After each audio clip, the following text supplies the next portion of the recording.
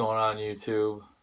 It's Tony from Wicked Fishing here, and I'm just here to give you a couple tips about fishing. And basically, it's going to be based off of why the internet is your best and worst friend when it comes to learning new fishing tips. So we're going to get right into it today. Basically, the internet can be your worst and best friend when trying to learn stuff for fishing. Um, and I say that because what may work for somebody out in Florida may not necessarily work for you in New Jersey. I mean, that's just how it is.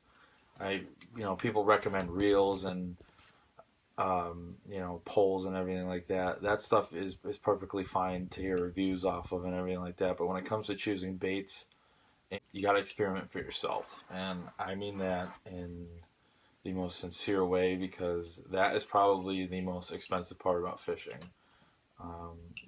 Plastic worms, creature baits, plastic creatures, stuff like that.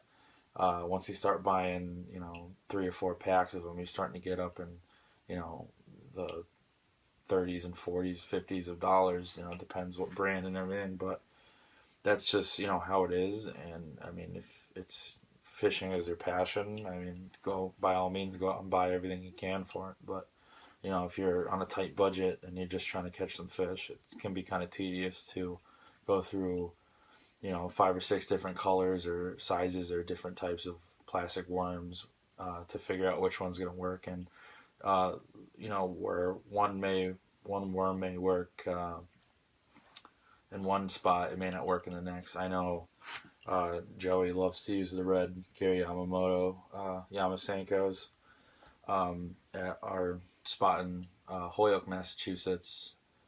The bass and pickerel kill them there, but if we go and fish the Connecticut River right down by my house, the fish don't really bother with it, and that's where fishing tends to get tough and everything like that, because the water temperature, the color, the fish activity, the fish habitat is different everywhere you go. So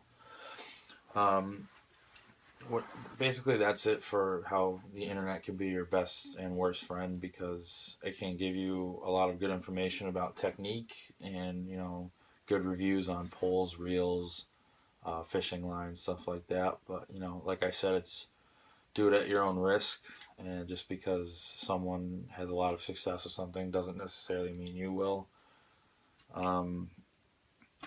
And basically what we're trying to do here is keep it so that everyone can benefit from, our reviews or something like that. We're never going to go out and tell you have to buy a certain product and you will catch fish. We will just say that, this type of water and, the color of the water and the habitat and everything works well with this in that particular spot that we're fishing. And it may work for you, may not.